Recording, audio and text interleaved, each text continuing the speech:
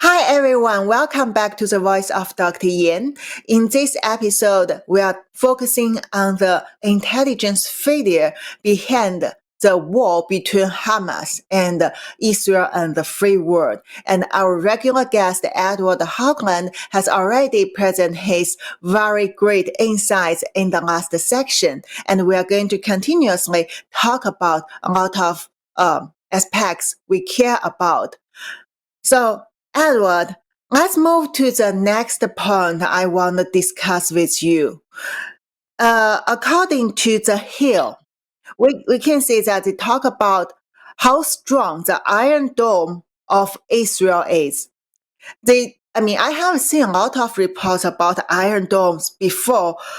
From my perspective at that time, I thought, wow, Israelis are so great. They built such a strong defense system, and it's so safe for them against those terrorists and their enemies. However, over one night, when we see the news happen, the very simple, those kind of cheap rocket missile, thousands of rocket missiles have break through the capacity of this defense system and cause such huge damage in Israel, and almost thousands of people lost their lives and thousands of injuries there. And let's go back to see how it is described by the Hill report. The Iron Domes uses multi-mission radar to detect what a rocket's route is. The launcher receives the order to operate from the command and the control unit by a rocket and intercept the incoming one. The artificial intelligence component of the system, if people would be in danger of the incoming missile. Since it's a short-range system, the Iron Dome is designed to shoot down missiles with a range of about 40 miles or less. The Iron Dome must be reloaded to continuously intercept incoming missiles. So I want to let our audience also think about what we have talked over 1 year ago through the media. At that time, my friend Mr. Luda reported it in Chinese, and I think maybe this gave very kind of not that big, very limited influence in English-speaking words, although we have managed to send it to some American friends who really care about such information. We also talk about the missile and the capacity things. So at that time, last year, 2022, June 14, in Luda's media, the brief summary on this topic is in the clip, Mr. Luda, the host, said, "We have solid evidence that the CCP uses the entire country to produce massive amounts of missiles and sells them to terrorists. CCP began to recruit lots of workers from in China to produce missiles at the end of 2021. And even don't require their skills, and because CCP will provide them on-the-job training. And the subcontract to civil companies for the production of large quantities of the parts, not only for CCP's use." And our source said these missiles are also supplied to Russia, North Korea, Iran, Pakistan, and even so to terrorists like ISIS. So we have obtained their passports, photos, air tickets, itinerary, contracts, like this kind of evidence. And trust me, we have provided some of this kind of information to some friends in the United States. So, sir, we have seen the warning based on the source from CCP. And we know at that time, CCP's factory already started, and the 24 hours, 7 days, their workers has no rest, and they were held in the factories, in the institutes, with armed police, with the soldiers guiding the whole area, and they are not allowed to use phone or other digital communication frequently, and they're not allowed to have leaves, but they're paid for kind of good salary. So, sir, now we have seen, okay, I think we know where are the missiles shipped to, right? At least Yes. some went to Iran, went to that areas, now fall into Israel. So what do you think about all this kind of information when it breaks through Iron Domes and such a high technology defense system? What's your idea? Well, so there's the great information and sources you have there. But what you're highlighting is another aspect that you and I've discussed, that's and also in the cognitive warfare book, is that you have these sources, many of them open sources, some of them clandestine, some of them secretive, as you have, that are shared, but the information is out there. So why is it China would be producing all of these missiles, folks? Well, scientists to understand unrestricted warfare compete directly with the United States. So that's why up front, between Iran, China, Russia, Hamas, they purposely are opening up this other frontier as a complete distraction, and they're using it for our allies and to strength and to show how weak Israeli and U.S. intelligence agencies. What that does, it beholds supporters. It tells their would oppose the regimes, this regime is stronger than they think. And it therefore causes their own people who would be in opposition to shut down, to hide, and be more quiet. So there's a multifaceted operation going on here to deceive and drive a different narrative of what's going on here that I think our whole U.S. government is missing at this point. The Iron Dome technology is a perfect case and example of how Western free countries look to rely on shiny objects, technology, to save them. Well, just as we didn't learn for 20 years in Afghanistan, all the nice tanks, planes, and automobiles we had there were ineffective against the cognitive war, because it was the cognitive war, the cognitive domain of the human mind, that we could never win over. It was so ineffective that we left billions of that nice, shiny technology for the Afghanistans to then use and to sell to people like Hamas and terrorists, the cartels, and even the Chinese military who are entering our country as we speak, freely entering our country as we speak. So this is a very nefarious effort. And for China and the information you have to be passed to our intel agencies, and for them not to figure out and then look at the supply chain and where that's happening and how Hamas is getting these missiles, shows, in my mind, either a complete lack of open reporting to give proper warning to our leadership, or a complete lack of culpability in a failure, much like we saw on 9/11, much like we saw with the China flu, COVID. Our intelligence communities had these major failures. How many more major failures like this can we afford before our country is completely decimated, and before we're in complete kinetic war, not with major countries like China and Russia, but with internal insurgents who they are making their proxies, who they're sending across and have already sent across our borders? We have ISIS killers in the side of the United States. We've had several hundred identified and captured. How many got away? 1 million people have gotten away. We had 10 to 40,000 Chinese military-aged men in the country. We've seen reporting where these people are setting up camps for training in weapons and other aspects. We've seen the Chinese set up police stations here in the United States.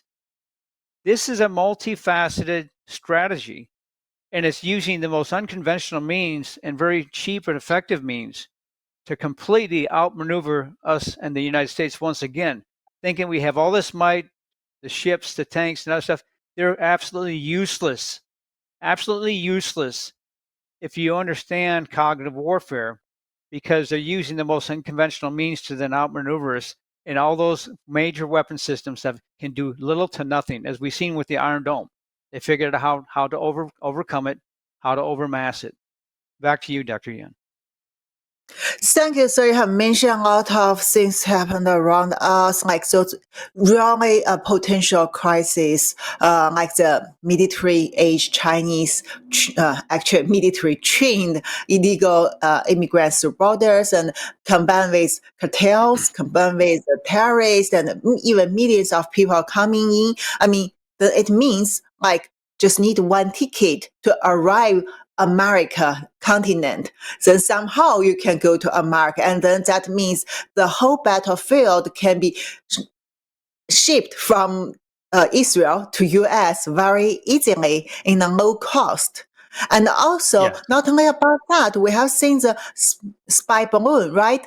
And people talk about, oh, why don't they use satellites? Or because spy balloon can easily go through your defense system. You detect one, but you didn't detect the others, right? And also, people talk about COVID. How could COVID, even a lot of scientists support lab origin? They cannot accept that COVID virus is from the PLA's lab as a novel bioweapon. They have, oh no, this is not fancy enough. I see we don't have such Nobel laureate novel technology inside, and we don't think this worked very well. It didn't immediately kill so many people. But like the rocket missiles launched by Hamas, enough amount and just shooting, no need to be accurate, but civilians dead, military people dead. I mean, they already cause huge damage. And the biolaboratory in California, they have so many, over 20 infectious pathogens, includes the bioweapon level reagents. And when we talk about that, I just want to quote some interview from CNN again. This is from the former chief of Mossad, Ephraim Hanavi. He told CNN, "We had no warning of any kind, and it was a total surprise that the war broke out this morning. This is beyond the imagination from our point of view. And we didn't know they had this quantity of missiles. And we certainly didn't expect that they would be as effective as they were today. We didn't have an inkling of what was going on. He suspects the rockets were manufactured in the Gaza Strip after being smuggled in by the sea, and that Hamas probably was able to perform trial training without letting Israeli forces discover their plans." And meanwhile, we have another clip from older media 1 year ago, which was on November 24th, 2022. We have revealed that CCP knows why the Cuban nuclear missile crisis had failed, because at that time when Soviet Union tried to ship the whole nuclear missile to Cuba, American side detected it. So they are smart now. They know you should chop it into pieces and just the parts. No need to reassemble it in China, in Russia, in other countries. Reassemble it locally. And then they can ship all these parts, material, little by little, using civilian forces. I mean, these people always call them civilian. And then go to your place. And like what happened in the biolaboratory in California, there are a lot of things can happen. So, sir, what do you think about this interview from CNN, from Mossad's chief intelligence officer, combine what we have seen now?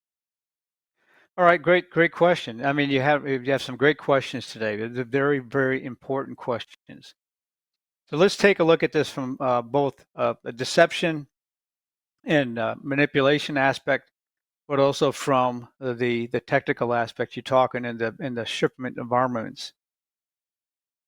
Mossad was caught off guard here. As you said, they broke up the pieces, probably shipped them in. So let's take a look in the United States. We have an open border. We have fentanyl being distributed across the United States with hardly any means to completely stop it. We've seen the illegal Americans, you best damn wake up. Europeans, same thing. Best wake up, because they're shipping these types of materials, these types of weapons biological, chemical, other, and also weaponry, because the cartels are well armed. 20 years ago, I was down at the El Paso Intelligence Center, and that was on the border of Mexico.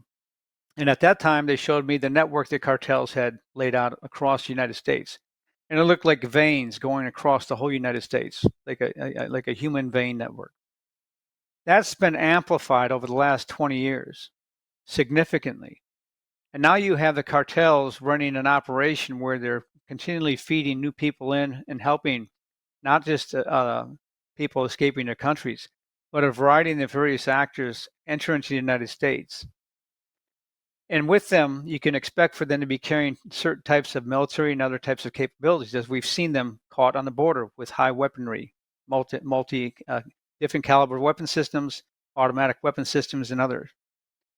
And if we take a look that you had 1.5 million gotaways, that's the equivalent of 30,000 insurgents for every state of the Union. Do you think the United States is prepared to battle an army of 30,000 in every state of the Union? Let's say it's not even that much. Let's say it's 1%. If you had 300 insurgents like Hamas in every state of this Union, and they were given a signal to do something, how would we stop them? We wouldn't be able to. We'd eventually be able to, but the slaughter would be phenomenal. The impact on our economy would be tank the economy, it would tank the infrastructure of the country, it would decimate our intelligence and military, and it would set us into chaos and martial law. That's unconventional warfare. That's cognitive warfare, my friends. And it's damn real here in the United States, and it could happen just like it did in Israel at any moment now. We have no state militias prepared to support this. The National Guard is going to be inadequate for this task, completely inadequate.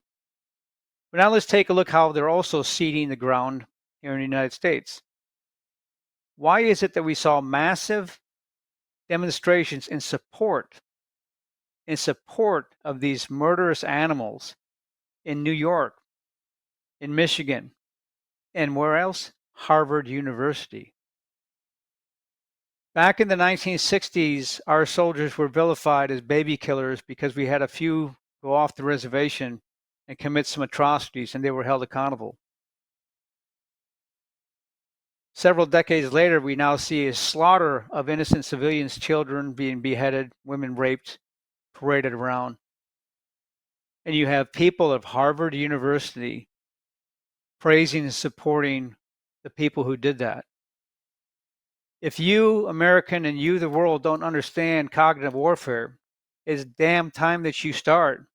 Because if you don't understand it, and you cannot explain why these people then are doing these types of demonstrations to support these killers. It's as if they were supporting Hitler in the streets of New York and Harvard and Michigan. Would we stand for that? No, but we're standing for this. I'll give you one more example. In Australia, there was a similar type of demonstration in support of Hamas and the Palestinians. A soul brave man walked out with an Israeli flag in support of Israel. Who was arrested? It was not the people who were supporting terrorists and murderers. The man was arrested for carrying the flag, and he was arrested for inciting violence. How Orwellian and dystopian can you get? And lastly, our own President of the United States, along with his predecessor, Barack Obama, who purposely gave the green light, in my opinion, to Hamas and to Iran for these actions. Because Biden, in my opinion, is compromised. He's compromised by the Chinese. He's compromised by the Russians. He's given them billions of dollars in aid, and our Congress needs to forego regular impeachment. They need to put him on trial for treason and subversion of our country and in purposeful insurrection because of what he's done to aid these folks. And his big speech yesterday fell flat because there's no action, there's no follow-up, there's no deeds. And he only gave the speech to cover his back end. Our president of the United States is compromised. He's in bed with the Chinese on this. And that, my friends, is cognitive warfare. The deceit and deception is real. is pervasive and is so expansive now that we have very high risk of having similar incidents here in the United States and around the world. Back to you, Dr. Yan. Thank you, sir. And I just want to let our audience know, we've talked about CCP behind this war between Hamas and Israel and the free world. But this is not far-fetched because we do have information and evidence from our exclusive sources in Central CCP. But because of the time matter, so we won't tell much about it in this episode. We will do it in the later episodes. And I have shown some of them on my Twitter. You can go to check it. The thing is, when we talk about CCP behind it, it is a Xi Jinping regime is behind it and gives them unlimited full range support. Basically means whatever Hamas and terrorists want, they can get from China. So not only about equipment, Hamas also learned other things from China. So they have been actually, according to our sources, the Hamas have been already secretly reformed to be a new style, very similar to CCP's culture. It has its own political bureau. It has its own propaganda department. It has all the other functional departments. That's why they become more efficient. They can work very well now. I want to just remind you something. They really learned propaganda very well from CCP. So you have seen the videos very nice video. You can see the quality is quite good and it delivers a very precise message to show you how strong the Hamas terrorists are. Looks like some military soldiers. They announced they're determined to fight against Israel, to fight against the free world. We also have seen, as Edward said, many people in the West support them, pray for them. And they are talking about whether Israel declares a war against Hamas is very cruel, is not civilian, because there are also other videos show the civilian, innocent, maybe innocent Palestinian people hurt, injured, or killed in the fight back, right? So in the fire back from Israel. So they try to tell you, don't have the war. We need to use the love, to have peace. And they really seriously discuss about that. So as we always talk about, sir, this kind of neutralizing really work very well. As unrestricted warfare said, they make people change their value. They don't know who's the enemy. And it's like the deer want to show how their mom likes the baby deer in front of the tiger to make the tiger become a vegetarian. So, sir, what can we do to reduce this kind of propaganda's influence in the United States and the free world and let people understand what happened? Well, we're doing it right now on this show, your show, and the weeks that we talk, and we're doing it also on Lewd Media. Is the key here is this is a battle in its rawest form between good and evil. And you've seen these people use children as pawns of their own citizens as pawns, just as the Chinese use their own citizens and willing to flood and murder 10,000 of them to save Beijing from some flooding. They see life as expendable. And the same thing here in the United States. So people have to be aware. The more they're aware of what's going on here, the better they can stay informed and start to question what they're being told. We're not going to tell you how to think here. We're not going to tell you what's right or wrong overall. What we're going to tell you is what we see and how the game and how the war is being fought. And in this instance here, it is both domestic in the U.S. As Dr. Yan mentioned, we have a number of people in this country who support the Hamas, the Palestinians and such, and is global. And we need to wake up to this fact here. I'll make a point on that. This two-state solution is a myopic view that's been pushed for decades. We've had numerous opportunities for the Palestinians to then settle and have their own lands. They've rejected that time and again. back for war. Why? Because their purpose is not peace. Their purpose is absolute power. Okay? And the two-state solution needs to move to a more strategic solution and understand how to Middle East aspect. Both Qatar and Saudi Arabia, supposedly who were working a peace deal with Israel, were the first to come out and applaud and support Hamas. They used the whole peace negotiations, and Benjamin Netanyahu, you've seen him at the United Nations. He went there to talk about this. They use that as a ruse. The ruse is now in plain sight because as soon as they started supporting Hamas, they showed their true colors. The same thing in the United States here with the Squad. They care not about American or American lives. What they care about is absolute power. And they're using the various ways, ideology, religion, and issues to get that. Thank you, Dr. Yen, for having me again. Thank you, sir. So this is a very great conversation with you, and we definitely will keep talking about this issue because it's just the beginning of the global war, no matter you want to believe it or not. And the danger is coming to everyone. So we need to understand, we need to control our own thinking independently. We need to find the value to support our independent thinking, and we should not let our enemy take the advantage of our value and our thinking to use us and to destroy our freedom. And by the way, appeasement will be the good tool to destroy all the freedom we have now.